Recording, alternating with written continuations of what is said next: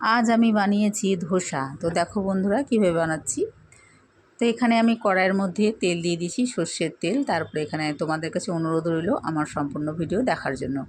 তো যাই হোক, এখানে আমি তেল দিয়ে দিয়েছি প্যানের মধ্যে। তারপরে এখানে আমি কাঁচা লঙ্কা দিয়ে দিলাম স্বাদ মতো। তারপরে এখানে দিয়ে দেবো কারি পাতা আর দিয়ে দেবো সর্ষে। তো এখানে সর্ষেটা আমি সাদা সর্ষে দিয়েছি, এখানে কালো সর্ষে দিলে আরও বেশি ভালো হবে। তোমাদের কাছে যদি কালো সর্ষে থাকে তাহলে কালো সর্ষেটা দিয়ে দিও। আর এখানে দিয়ে দিলাম কারি পাতা।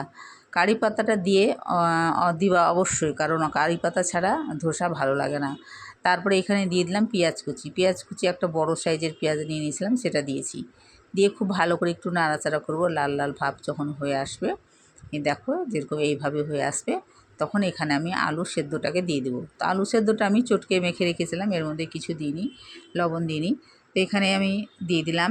দিয়ে খুব ভালো করে এটাকে ভাজা ভাজা করব, নাড়াচাড়া করব 1-1.5 মিনিটের মতন। খুব ভালো করে একটা কারি পাতাটার সাথে আলুটার সঙ্গে মিক্সড যেন হয়ে যায়। আর খুব ভালো করে ভেজে নেব একটু লাল লাল করে। আর স্বাদ মতো এখানে আমি লবণটাও দিয়ে দেবো। আগে লবণ দিইনি, আর এখন লবণ দিব। তো যাই হোক বন্ধুরা, তোমাদেরকে একটা কথা বলি, আমার রান্নাগুলো যদি ভালো লেগে থাকে লাইক শেয়ার কমেন্ট অবশ্যই করো। আর হ্যাঁ, আমাকে একটু ফলো করে রেখো, যাতে আমার নতুনত্ব ভিডিও দেখতে পাবে। তো এটা একদমই হোটেলের মতন হয়েছে। খেতে তো হোটেলের মতন হয়েছে, কিন্তু দেখতে হোটেলের মতন হয়নি বন্ধুরা, সত্যি বলছি। তো যাই হোক, খেতে খুবই টেস্টি হয়েছে। তো তোমরাও একবার এইভাবে করে খেয়ে দেখো, একদমই হোটেলের মতন হয়েছে খেতে। তো এখানে আমি আজকে করেছি সুজি এবং চালের গুঁড়ো দিয়ে। তো তোমরাও একটু সুজি আর চালের গুঁড়ো দিয়ে বানিয়ে খেয়ে দেখবা কেমন লাগে। তো অন্যদিন তোমাদেরকে অন্য কিছু দিয়ে বানিয়ে খাইয়ে দেখাবো। তো এখানে ব্যাটারটাকে দিয়ে দিলাম, আর এর মধ্যে দিয়েছি দই। সুজি, চালের গুঁড়ো আর দই দিয়ে আমি ফেটিয়ে রেখেছিলাম। তো ওটা তোমাদেরকে দেখায়নি, স্কিপ হয়ে গেছে কোনো বা কারণবশত আর কি, পাচ্ছি না খুঁজে ভিডিওটা।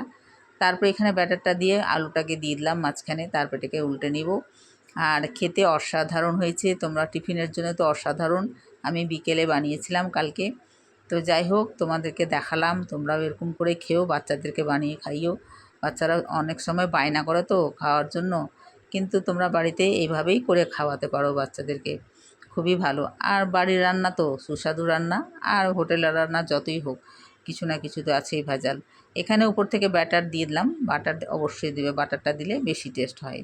আবারও আলুটা দিয়ে দিলাম। এইভাবে বানিয়ে নেব সবগুলো। তো তোমাদের কাছে অনুরোধ রইল, আবারও তোমাদেরকে বলছি, একটু লাইক শেয়ার কমেন্ট করো। আর কে কোথা থেকে দেখছো ভিডিওটা আমাকে একটু অবশ্যই জানাবে। আর যদি ভালো লেগে থাকে লাইক শেয়ার কমেন্ট করবে, একটু বন্ধু হয়ে পাশে থেকো, তাহলে আমার নতুনত্ব ভিডিও দেখতে পাবে।